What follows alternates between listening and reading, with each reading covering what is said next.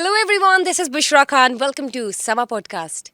अभी वैसे हमने खावर मानिका के इंटरव्यू की बात तो की है, लेकिन हाल ही में दुबई में होने वाले एक इंटरव्यू की बात करती हूँ जो कि दो सहाफ़ियों ने लिया, और वो लिया है मलिक रियाज का. जी हाँ, मलिक रियाज का इंटरव्यू हुआ है रिसेंटली. अभी तक सामने नहीं आया और सब बेसब्री से इस इंतज़ार में है कि उस इंटरव्यू से क्या क्या इंकशाफात सामने आएंगे. स्पेशली अगर इमरान खान की बात की जाए तो उनकी साख पर क्या असर पड़ेगा, कितनी डैमेज होगी, क्या क्या बातें हैं, उन्होंने क्या क्या बयान कर दिया है, इसके बारे में बात करेंगे, कुछ जानेंगे. कुछ भाई पहले तो पता चले, क्यूरियोसिटी है ना, बस अभी आई भी नहीं है सामने वो इंटरव्यू की सारी डिटेल्स, लेकिन हम फिर भी जानना चाहते हैं. तो वही हाल है.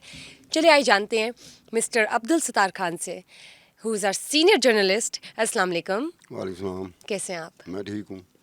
मुझे बताएं, ये जो हाल ही में एक इंटरव्यू कंडक्ट हुआ है दुबई में मलिक रियाज का, ये दो सहाफ़ी कौन है यार जिन्होंने देखो, किया है? एक बात, बुशरा खान ही है ना आपका नाम? हाँ, मैं कई दफ़ा ये सोचता हूँ कि शायद ये ना हो कि गलत नाम मुंह से निकल जाए. तो बुशरा खान, थोड़ा सा आप मुझे इजाज़त देंगी कि हर काम में इजाज़त मांग के करता हूँ. आज मेरी आपको इजाज़त आपसे है. रिक्वेस्ट होती है कि मैं थोड़ा सा मलक रियाज को एलेबोरेट कर दूँ एक ख़ास तरीके से, जो इस तरह से पहले कभी भी पाकिस्तान के किसी भी मीडिया में वो मलक रियाज इस तरह से एलेबोरेट नहीं हुआ. ठीक है, क्रेडिट भी बन जाएगा, अपना मौका ही मिल गया. आप लोगों ने बताया कि मलक रियाज को डिस्कस करना. अच्छा, आप, मैं किसी पाकिस्तानी तहकीकाती इदारे की बात नहीं कर रहा, चाहे वो नैब हो या FIA हो या एंटी करप्शन इस्टेब्लिशमेंट हो. मैं किसी हुकूमत की बात नहीं कर रहा, मैं किसी इस्टेब्लिशमेंट की बात नहीं कर रहा, मैं किसी फ़ौज की बात नहीं कर रहा. मैं कर रहा हूँ ट्रांसपेरेंसी इंटरनेशनल. जो दुनिया में जिस जिस जगह पर गड़बड़ या करप्शन होती है तो ट्रांसपेरेंसी इंटरनेशनल की रिपोर्ट्स वगैरह चलती हैं, जिसको सारी दुनिया मानती है. ख़ुद इमरान खान भी अपनी अपोजिशन के वक्त में ना बार बार ट्रांसपेरेंसी इंटरनेशनल को कोट करते हैं, रिपीटेडली कोट करते रहे. अब ये चीज़ मेरे पास है. अगर मेरे पास ये चीज़ है तो हुकूमत वक्त के पास भी होनी चाहिए, नैब के पास भी होनी चाहिए, इस्टेब्लिशमेंट के पास भी होनी चाहिए, फ़ौज के पास भी होनी चाहिए. ट्रांसपेरेंसी इंटरनेशनल ने एक ख़त लिखा. चेयरमैन नैब, जो साबका चेयरमैन नैब थे ना, जस्टिस जावेद जावेद. इकबाल, उनको ख़त लिखा ट्रांसपेरेंसी इंटरनेशनल ने, और उसमें कहा गया कि जनाब मलक रियाज और इसका जो बहरिया टाउन प्रोजेक्ट कराची है, इसमें 1000 अरब रुपया, कितना मैंने कहा 1000 अरब 1000 रुपए. अरब रुपए की करप्शन हुई है. और 7770 एकड़ ज़मीन स्टेट लैंड कराची में कौड़ियों के भाव, स्टेट लैंड 7770 एकड़ स्टेट लैंड कौड़ियों के भाव दी गई है. अब उसमें ये हुआ कि ये ख़त लिखा किसको था? ट्रांसपेरेंसी इंटरनेशनल ने जो चेयरमैन जस्टिस जावेद इकबाल को ये ख़त क्यों लिखा था? चेयरमैन नैब को उसने क्यों लिखा? उसकी वजह थी कि वो नैब की भी सरगोशी कर रहा था. वो कह रहा था कि आपकी जो नैब है वो भी इस मामले में मुलव्वस हो गई है. और उसमें ये था कि एक लफ्ज़ लिखा गया था, उस ख़त के लेटर मेरे पास पड़ा हुआ. Everything is documented. अगर किसी को शौक़ हो ना सुप्रीम कोर्ट या अदालत में जाने का, तो शौक़ से जा सकता है. तो उसमें एक लफ्ज़ लिखा हुआ है, pre planned conspiracy. Transparency international का ये जो ख़त है जो चेयरमैन नैब को लिखा गया, उसमें एक लफ्ज़ लिखा गया कि प्री प्लान्ड कॉन्स्पिरेसी. और उसमें कुछ नाम दिए हैं मलक रियाज के अलावा. उसमें जो सिंध के साबिक वज़ीर आला थे कायम अली शाह, उसका नाम है.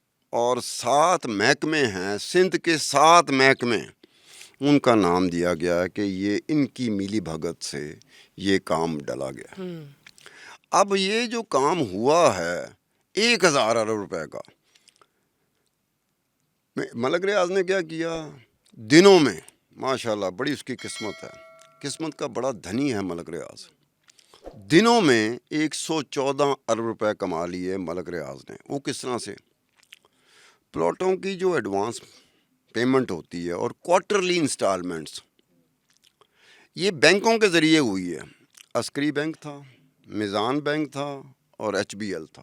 ये 3 बैंकों के ज़रिए 114 अरब रुपए मलक रियाज ने कमा लिए, جبکہ 1,000 ارب روپے کا گھپلا ہوا ہے، جس میں سندھ کی حکومت، اب سندھ کی حکومت پیپل پارٹی کی حکومت ہے، پیپلز پارٹی کی حکومت رہی ہے، زرداری صاحب کے ساتھ بڑا تعلق رہا ہے ملک ریاض کا۔ یہ جب ہوا تو اس میں ایک اور چیز کی گئی کہ K4 ایک پروجیکٹ ہے کراچی کا، کبھی کبھار میڈیا میں اس کی گونج سنائی دیتی ہے۔ K4 پروجیکٹ کس لیے ہے کہ کراچی کے رہنے والوں کو، جو کراچی کے شہری ہیں، ان کو اریگیٹ کیا جائے گا۔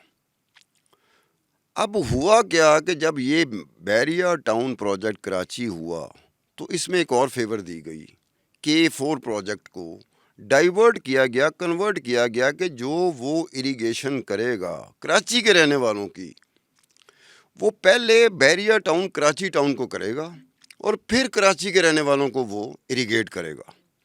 اب ایسا کوئی ایگریمنٹ سندھ کے کسی محکمے کے ساتھ بیریا ٹاؤن کراچی پروجیکٹ یا ملک ریاض کا کوئی ایگریمنٹ سرے سے ایگزسٹ ہی نہیں کرتا کہ K4 کے ساتھ ایگریمنٹ ہو تو پھر بات سمجھ میں بھی آتی ہے۔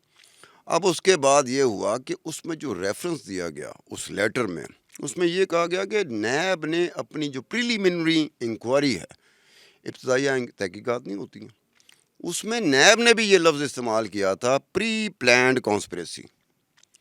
اب نیب نے وہ پریلیمنری انکوائری کر لی، اس کے بعد کہیں نیب کو خیال آیا، یاد آیا کہ نہیں بھائی یہ تو ملک ریاض تو بہت متبرک چیز ہے، مقدس چیز ہے، اس سے مستفید ہونا چاہیے بجائے اس کو کہ اس کو تنگ کریں۔ تو پھر نیب بھی مستفید ہونے کے چکر میں پڑ گئی اور پھر انہوں نے مستفید کرنا شروع کر دیا ملک ریاض کو اور بیریا ٹاؤن کراچی پروجیکٹ کو۔ اس پر یہ ہوا کہ عدالت میں، کراچی میں عدالت میں ایک بات اٹھائی گئی جس میں کراچی میں عدالت جو تھی اس نے کہا نیب کو کہ آپ جناب 40 دن میں انکوائری کمپلیٹ کر کے تو سبمٹ کریں about the بیریا town Karachi project. تو اس پر ایک وکیل اٹھا، وہ وکیل کس کا تھا؟ وہ وکیل ملک ریاض کا تھا، بیریا ٹاؤن کراچی پروجیکٹ کا وکیل تھا، جس کا نام بیرسٹر اعتزاز حسن ہے۔ اب بیرسٹر اعتزاز حسن صاحب اٹھ رہے ہیں اور وہ ایک پوائنٹ ریز کر رہے ہیں اور اس پوائنٹ کو عدالت مان لیتی ہے۔ انہوں نے کہا جی یہ انکوائری کر لیں گے، کمپلیٹ کر لیں گے، لیکن جتنا وقت آپ بتا رہے ہیں اتنے میں نہیں کریں گے، تو ان کو ٹائم دیا جائے۔ عدالت نے مان بھی لیا۔ اب وہاں پر ایک اور چیز ہوئی کہ جب بیرسٹر اعتزاز حسن نے یہ پوائنٹ ریز کیا جس کو عدالت نے مان لیا، تو بیرسٹر اعتزاز حسن کے اس پوائنٹ کو سیکنڈ کس نے کیا؟ ایک علی ظفر ہیں، وہ بھی وکیل ہیں، وہ یہ جو عمران خان صاحب گئے ہیں نا وزیر اعظم، ان کے دور میں وہ وزیر قانون تھے، اچھا انہوں نے بھی سیکنڈ کر دیا۔ اور ایک اور صاحب ہیں جو ایک اپنے وقت میں نا چیئرمین سینٹ رہے ہیں، ان کا زرداری صاحب کے ساتھ بڑی دوستی ہے، بہت قریبی تعلق ہے، فاروق، میرے خیال میں فاروق اے نائک ان کا نام کیا ہے، فاروق اے نائک۔ فاروق اے نائک نے بھی بیرسٹر اعتزاز حسن کو سیکنڈ کر دیا۔ اب دیکھیں کہ اعتزاز حسن پیپلز پارٹی کی طرف کھڑے تھے اور بیریا ٹاؤن کے ملک ریاض کے وکیل تھے، علی ظفر جو تھے وہ پی ٹی آئی کے تھے اور فاروق نائک پیپلز پارٹی کے تھے۔ اب یہ ایک پوائنٹ پہ یہ سارے اکٹھے ہو گئے۔ پوائنٹ کیا تھا؟ 1,000 ارب روپے کا پروجیکٹ، سارے اکٹھے ہو گئے، کوئی تمیز نہیں رہی کہ کون کیا ہے کیا نہیں ہے۔ اچھا یہ تو ہو گیا، اس کے بعد 18 مہینے گزر گئے، وہ پریلیمنری انکوائری کے بعد نیب نے ایک جو بالشت ہوتا نا 1 انچ، وہ آگے نہیں بڑھی۔ ٹھیک ہے، اب آتے ہیں اس بات پہ، اس میں بہت ساری چیزیں ہیں جو میں اگلے اپنے کسی شو میں بیٹھ کے اس چیز کو لتاڑوں گا، ٹھیک ہے، اور یہ ساری ڈاکومنٹڈ ہے۔ وہ بات نہیں ہے جو ہیر سے پہ نہیں ہوتا کہ امروز نے کہہ دیا امروز سے سن لیا، یا تم نے کہہ دیا تم سے سن لیا، یہ چائے دینے والا جو ابھی تک نہیں آیا میری چائے لے کے، اس نے کہا تو وہ اس سے سن لیا۔ اب یہ جو ملک ریاض ہے وہ کون سی حکومت پاکستان میں گزری ہے جو ملک ریاض سے مستفید نہ ہوئی ہو؟ بڑے بڑے میڈیا ہاؤسز ملک ریاض سے مستفید ہوئے، بڑے بڑے میڈیا پرسن جو ہیں نا ملک ریاض سے مستفید ہوئے، اور ملک ریاض اب آ کے یہ کہہ رہا ہے کہ عمران خان बुशरा, ये मुझसे पैसे मांगते थे अरबों रुपया। अब ये है कि जी वो 12 घंटे मेरी बेटी को भी अपने घर में, अब अगर मेरी मर्ज़ी के बगैर आप भी मुझे रोके ना यहाँ पर जहाँ हम पॉडकास्ट कर रहे हैं, तो मैं भी कहूँगा कि मुझे नाजायज़ तौर पे इन्होंने हरासा किया। तो 12 घंटे रखा गया, वो 12 अरब 20 अरब की बात करते रहे। फिर वो कहता है कि हीरे की अंगूठियाँ, हीरे के जेवरात मुझसे मांगते रहे। फिर वो कहता है कि मेरे पास कॉल डिटेल्स नहीं होती आपके फ़ोन की या ऑडियो मेरे कॉल्स फ़ोन की बात की, इसने बहुत बहुत बातें बताई हैं। अब वो देखो, ये लोग करते यही हैं। मलक रियाज ने जिस को जो मुस्तफ़ीद हुआ है ना मलक रियाज को, वो अपनी वो ऑडियो कॉल्स एक रखा, एक चीज़ मलक रियाज के पास पड़ी हुई है। रिकॉर्डेड है। हुकूमत से लेकर मीडिया हाउसेस से लेकर मीडिया पर्सन तक एक एक चीज़ उसके बगैर नहीं करता। और उसने ये भी कहा अगर कि मैं ले इमरोज़ आऊंगा चला गया सामने। ना, अगर इमरोज़ चला गया अपना और उसने कहा कि मलक रियाज साहब मेरी मदद कर दें, मुझे 735 रुपए ये भी चाहिए, रिकॉर्ड होगा। तो वो एक एक चीज़ रिकॉर्ड रखेगा। वो कल को इमरोज़ को कहेगा कि इमरोज़ ये बात मत भूलना कि तुम मुझसे मुस्तफ़ीद हुए और मैंने भी तुम्हारा ख्याल रखा है। तो मलक रियाज से जो मुस्तफ़ीद होता है ना, उसका वो सारे का सारा रिकॉर्ड रखता है। जाहिर है, उसे रखना भी चाहिए। कल कलां को अगर इमरोज़ मुकर जाए मुकर जाए या एग्रीमेंट हो, तो फिर वो इससे कोई कहता है नहीं, डील्स हो। एग्रीमेंट इसमें नहीं होता। ये जो अंडर हैंड डीलिंग होती है ना, इसमें एग्रीमेंट कोई नहीं होता। ठीक ये है, एक बात है। एग्रीमेंट होता है जो अंडर हैंड डीलिंग नहीं हो ना हो, अनऑफिशियल है ना। ठीक है, हाँ, उसमें एग्रीमेंट होता है। ऐसे तमाम काम में इसमें ज़्यादातर मोस्टली हार्ड कैश चलता है। करोड़ों रुपए हार्ड कैश की शक्ल में एक हाथ से दूसरे हाथ को ट्रांसफ़र होते हैं। तो मलक रियाज ने माशाल्लाह इसमें काफ़ी, यानी कि पाकिस्तान में अपना लोहा भी मनवाया, अपना पित्तल भी मनवाया, अपनी लकड़ भी मनवा ली। यानी कि हर तरह से साबित हुआ कि ये बंदा बड़ा मुस्तकिल मिजाज और साबित कदम है। प्लेयर है। कोई हुकूमत, आप जनरल परवेज़ मुशर्रफ की हुकूमत ले लें, डिक्टेटर, फौजी डिक्टेटर की हुकूमत ले लें, आप जरदारी की हुकूमत ले लें, आप नवाज शरीफ की हुकूमत ले लें, आप इमरान खान की हुकूमत ले लें, और आने वाले वक्त में जिस किसी की भी हुकूमत बनेगी, ये हो ही नहीं सकता कि मलक रियाज से मुस्तफ़ीद ना हो। मुस्तफ़ीद होते हैं। Some time a person, an individual appears to be more powerful than the institution. ये पाकिस्तान में होता है। He is the same individual, just one person, but he emerge as the most powerful than the organization. इदारों से ज़्यादा मजबूत एक शख्सियत निकलती है जिसके सामने कोई नहीं बोल रहा होता, वक्त आने पे भी नहीं बोल रहा होता, बोला ही नहीं जा सकता जब मेहरबानियाँ इतनी हों। अब बुशरा खान जैसे आप मेरे पे मेहरबानी करते हो, मुझे चाय पिला देते हो, खुदाई कसम मैं अगले 1.5 महीने वो चाय नहीं भूलूंगा। अगर आज ऑब्वियस आ गई बात तो है। अब आपकी आपने किस्मत। ऐसा एक काम करना है जिसमें आप मेहरबानी करते हो ना, तो जिस पे मेहरबानी हुई होती है वो कैसे बेचारा बोलेगा। अच्छा, अगर बोलेगा ठीक तो है। मैं भी यही कहूँगा कि यार ये तो बड़ा ही बेशरम आदमी है, ये तो एहसान फरामोश है इस पे। हाँ ठीक है, मैं ये जानना चाहती हूँ कि इंटरव्यू में ऐसी कौन सी बातें हैं जो अभी सामने तो नहीं आई, लेकिन उसने कुछ हद तक इनकशाफात की हैं जो सामने आ रहे हैं। अगर बात की जाए इमरान खान की, बुशरा बीबी की, फराह गोगी की, मैंने तो यहाँ तक सुना कि इसके पास कोई लिस्ट है जिसको पैसे दिए गए हैं, फराह गोगी ने जिस चीज़ को पैसों की रकम वसूल करवाए हैं या दिए गए हैं। फिर इमरान खान की बात की जाए तो उसने फराह गोगी के अकाउंट से ट्रांसफ़र किए जमाइमा को। अब ये जो पता नहीं बात क्या है क्या ना, बातें निकली हैं अब ये सामने। बात अगर वो कहता है कि उसके पास वो लिस्ट है जिस पे फराह गोगी का नाम ले रहा है, तो इसका मतलब है कि मलक रियाज उसमें शामिल होगा। तो वो खुद भी तो शामिल है, बिल्कुल। अगर पैसे दिए गए हैं और पैसे दिए गए हैं फराह गोगी के जरिए, और ये एज अ मीडिएटर और हेल्प ये कर रहा है। मलक रियाज के पास पूरी लिस्ट पड़ी है, तो इसका मतलब मलक रियाज बीच में होगा। जाहिर है। अब मैंने, ये पुरानी बात होगी, मैंने किसी दोस्त के साथ वीलॉग किया था, उसमें मैंने ये कहा था कि ये ज़मान पार्क में चोरी हुई है करोड़ों रुपए की। इमरान खान रिलक्टेंट है, इमरान खान पुलिस के पास नहीं जा रहा। वजह क्या थी कि अगर वो पुलिस के पास चला जाता है तो पुलिस कहेगी कि इतना हार्ड कैश आया कहाँ आया से। कहाँ से आपके पास, वो ठीक तो है, अलग पूछ होगी। تو میں نے صرف اتنا بتایا کہ مجھے یہ پتہ چلا وہ کتنی اماؤنٹ ہے، 10 کروڑ ہے، 20 کروڑ ہے، 50 کروڑ ہے، 1 ارب ہے، مجھے نہیں پتہ. وہ پیسے تھے کس کے مجھے یہ بھی نہیں پتا، وہ پیسے اٹھائے کس نے یہ بھی مجھے نہیں پتا. لیکن میں نے یہ پورے وثوق سے کہا تھا کہ وہ زمان پارک میں پولیس نہیں جا سکتی تو چور کیسے جائے گا. زمان پارک کے اندر جو لوگ تھے اور بہت ہی امپورٹنٹ لوگ تھے، اور میں اس کو سلوٹ اس لیے کرتا ہوں کہ بہت ہی سیاںا سمجھدار تھا جس نے یہ کام ڈالا کہ عمران خان تو کمپلیٹ کرے گا ہی نہیں، چاہے اپنا بندہ ہے چاہے چوری ہوئی ہے، کیونکہ ہارڈ کیش ہے. اس میں پھر بعد میں لوگوں نے، باقی جو وی لاگر تھے انہوں نے وی لاگ کیے، اور کئی وی لاگس میں یہ میں نے بات سنی جو انہوں نے مجھے فون بھی کیا کہ وہ پیسہ ملک ریاض کا تھا. تو میں نے ان کو یہ کہا، میں کہ یار مجھے نہیں پتا وہ ملک ریاض کا پیسہ تھا، مجھے یہ نہیں پتا بشرا نے اٹھائے ہیں، مجھے یہ نہیں پتا کہ عمران خان کا کوئی اور ساتھی جو اس کے ساتھ رہ رہا ہے اور بہت کلوز کانفیڈنٹ ہے اس نے یہ پیسے اٹھائے ہیں.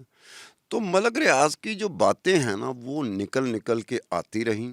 اور اس دور میں، جس دور میں عمران خان وزیر اعظم بنے، اور اس کے بعد عمران خان کا ایک دعویٰ ہے کہ وہ اکلوتے پتہ نہیں کتنی دفعہ مجھے اکلوتے کہنا پڑے گا، وہ دیانت دار ایماندار، وہ اکلوتا دیانت دار ایماندار نہیں ہے، وہ اسی طرح کا رولر ہے جس طرح کے ہمارے باقی رولر گزرے ہیں. کہ رولر کا یہ ہوتا ہے کہ اگر وہ کرپشن نہ کرے تو میں اس کو رولر نہیں مانتا، کیونکہ یہ ہو ہی نہیں سکتا، ایسا ہو نہیں سکتا نا. ایسا ہو نہیں سکتا. جیسے آپ کسی رولر نارمل آئے، انسان سے پوچھو کہ آپ کو غصہ آتا ہے اور وہ کہ نہیں، تو وہ پھر اب نارمل ہوگا، کیونکہ ایک انسان کی ایک ٹریٹس ہے نا. آپ کو غصہ بھی آ سکتا ہے، آپ کام بھی ہو سکتے ہو، تو یہ تو ایک ہیومن نیچر ہے.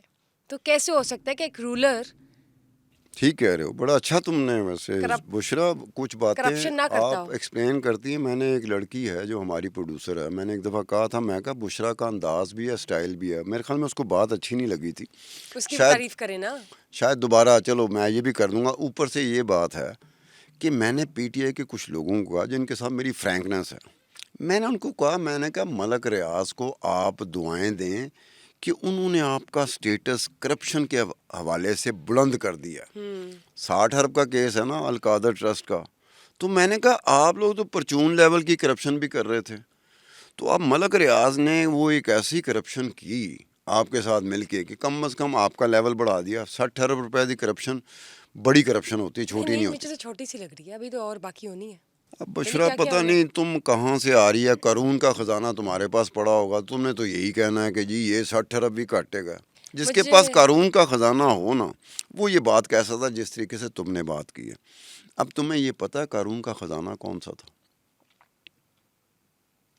تاریخی طور پہ کہتے ہیں کہ جب بھی کسی بہت بڑے خزانے کی بات کی جاتی ہے نا تو قارون کا خزانہ کہا جاتا ہے. تو اگر تمہارے پاس قارون کا خزانہ ہے تو یہ 60 ارب بھی بالکل ہی معمولی سی رقم ہے. بالکل صحیح کہہ رہے ہو. ہم نے قارون کا خزانہ جو ہے نا اس کے بارے میں صرف سنا ہے، لیکن ہماری پہنچ نہیں ہو سکی.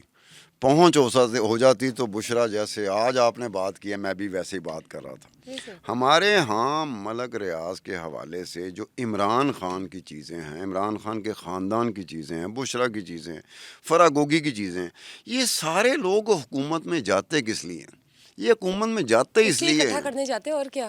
اپیرنٹلی جو پبلک جیسچر دیں گے نا، پبلک پرسیپشن ایک اور چیز ہوتی ہے جس میں بتایا جاتا ہے میں بڑا ایماندار، ہو میں آپ کے لیے کام کر رہا ہوں، اور میں انصاف کے لیے کام کر رہا ہوں، میں سچ کے لیے کام کر رہا ہوں، اور میں دیانتداری کے لیے کام کر رہا ہوں.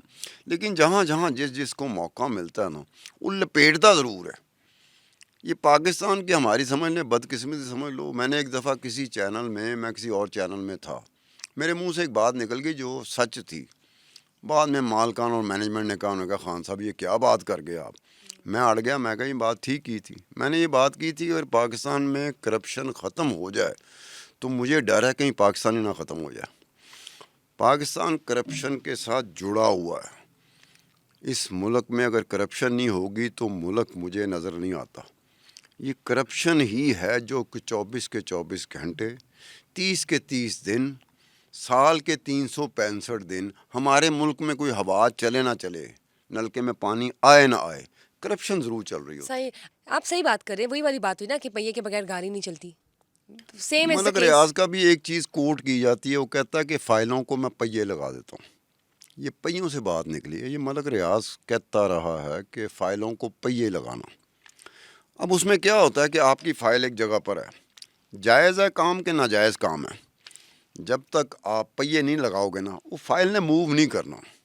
یہاں تو لوگ پرو ہیں نا, ان کو پتہ ہے کہ کس طرح سے کیا کام یہ کرنا ہے, میں اس اسپیشلی ان میں آفیشیل. جینون جو بالکل جائز کام ہوتے ہیں نا, میں اس کی بھی بات کر رہا ہوں کہ جائز کاموں کی آپ کی جو فائل ہے نا وہ بھی جب تک پہیے نہیں لگے ہوں گے, یا پھر ہماری طرح کا بندہ جو ٹی وی پہ نہیں آتا, جس کے کانٹیکٹس بن جاتے ہیں, جس کے ریفرنس بن جاتے ہیں, وہ پھر کسی کو فون کرتا ہے, اس کا کام چٹکیوں میں ہو جاتا ہے. ایک عام بندہ جب اپنے کام کے لیے کسی کو فون کرے گا نا, انہوں ترلے منتاں کرنے پੈ جان گے, انہوں لگ پتا جائے گا کہ میں ایک پانی دا نلکا لوانا سی تے مینوں پاپڑ بیلنے پੈ گئے.